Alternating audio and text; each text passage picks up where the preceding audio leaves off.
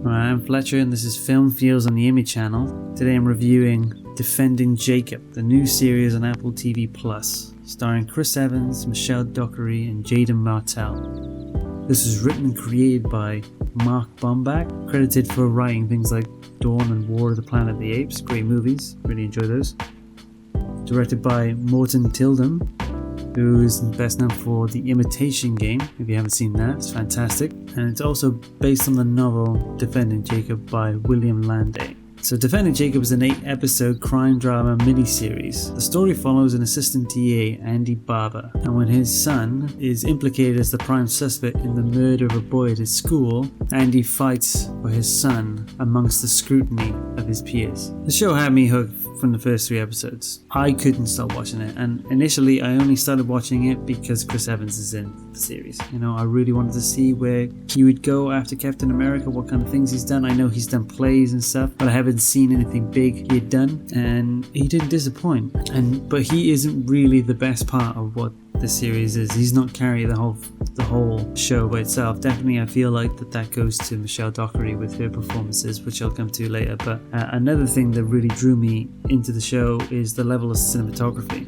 The cinematography is by Jonathan Freeman, and it lends so much to a show when you have this level of quality on something visually like the cinematography. TV shows were never really the forefront of quality in cinematography, and now we expect it. You know, now if it isn't HBO standards, then it ain't TV. And it's poorly represented, and now it's great. It's such a great time to be interested in TV and TV serialized stories. Another thing that I really love is the VFX, like that intro with the knife, the glint on the knife turning into the light in the doorway and into the roads, into the leaf and so on. It's I love that stuff, man. And it's sad because I really would like to give praise to the VFX artists, but there's always just so many different ones and so many different studios involved, so it's like really difficult. If anyone can actually tell me an effective way of pinpointing who did what and how it was done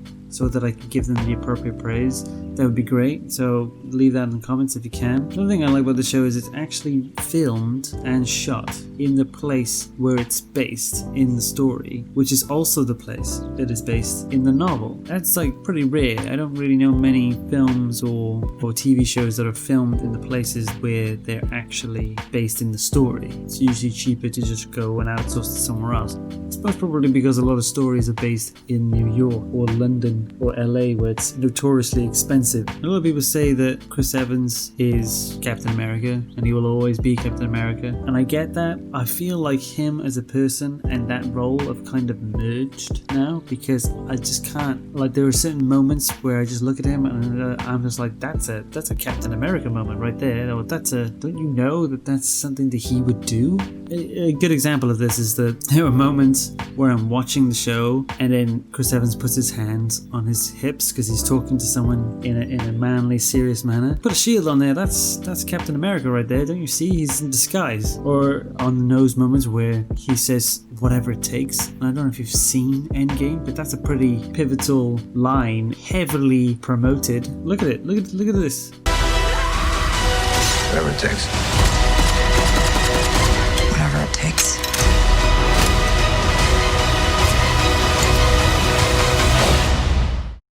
Whatever it takes. It's triggering, you know?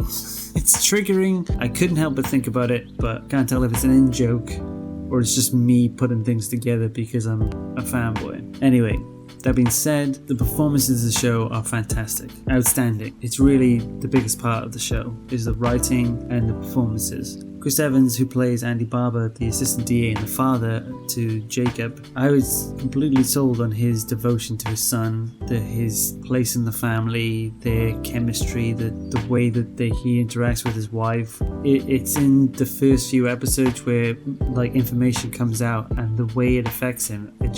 I really felt like I was seeing a father and perception of his life being ripped apart. And it's amazing. And it's all down to Evans and his ability to bring an incredible amount of empathy towards the characters that he plays. He took a character that wasn't respected, was goofy, and dated, crafted him into a household name, and that is more respected than the country that he represents. You have to show respect for that, and he also brings that talent here. Considering the show lays its focus specifically on the family, you get this intimate look into the trauma, the horrors, the social scrutiny, the doubt, the disbelief that a family would go through after somebody being accused of that kind of crime. Micelle Dockery, who plays Laurie Barber, the mother and the wife, she really is the most emotionally evocative performer of the three. There is these moments where I see her consistently attempt to glean stability in her life and her perception of her son, in her friends, only to be knocked back again and again. It's heartbreaking to watch.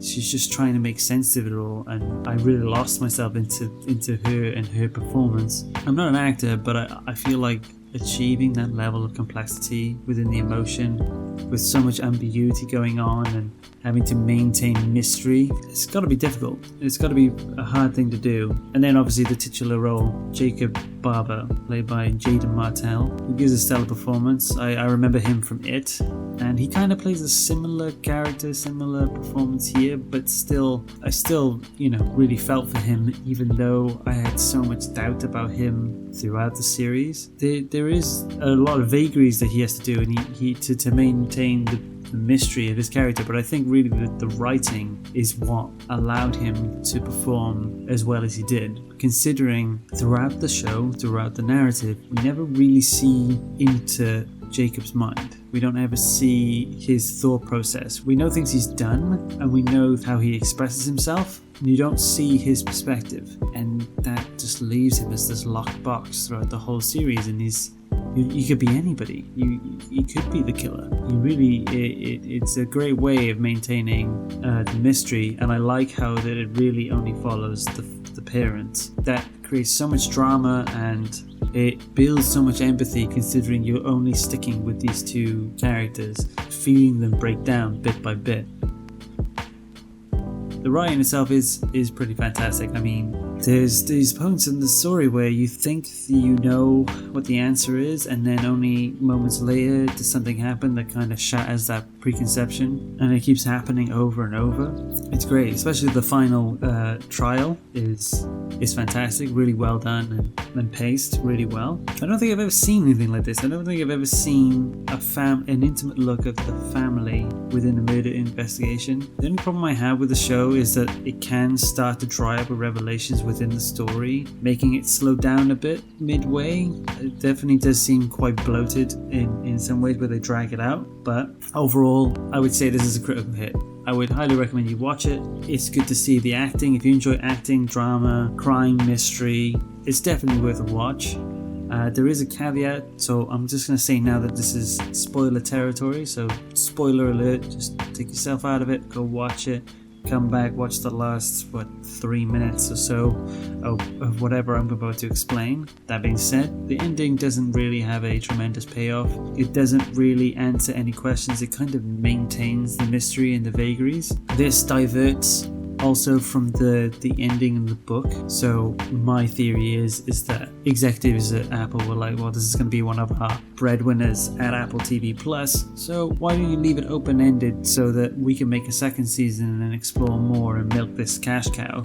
Which is shit, because if you don't do it, then it kind of taints all the efforts and all the fantastic work that everyone did in the first season, following up with a weaker imitation of the first season, considering they would probably be making up their own story at that point. It would be a shame. It also would be a shame to follow up with a second season that they wrote themselves. There is also talk in the show of the murder gene, or having a hereditary predisposition to violence. It kind of annoyed me. I'm not a psychologist or a doctor, but I read a fair amount of books about psychopathology or studies of epigenetics, and in the book Without Conscience, a book by Robert D. Hare, over the space of 25 years of research and study, they found that people with what they would determine as the psychopathic gene were less likely to be violent than people who didn't have it. That being said, if you were abused as a child and you had the psychopathic gene, then that would activate it in an epigenetic fashion and then make you an incredibly violent person. So saying someone has the psychopathic gene, like implicating them in a murder, knowing with no history of abuse from the parents, it doesn't really make any sense from a scientific point of view, and it just annoyed me. But it only annoyed me because I knew that fact. It's a shame. And the worst part of it is also furthers a misconception of violence and who is predisposed to being violent, and they should be definitely more careful with that kind of information. Don't put it in, because this has an effect on people. It has an effect on their ideas of how people are and what makes people the way they are. People walk away thinking that they know the truth and they don't. But anyway, that's all I have to say. Let me know what you thought about it. Comment your thoughts. I appreciate your interest. Like and subscribe, and I'll get back to you in the next one. Thanks. Bye-bye.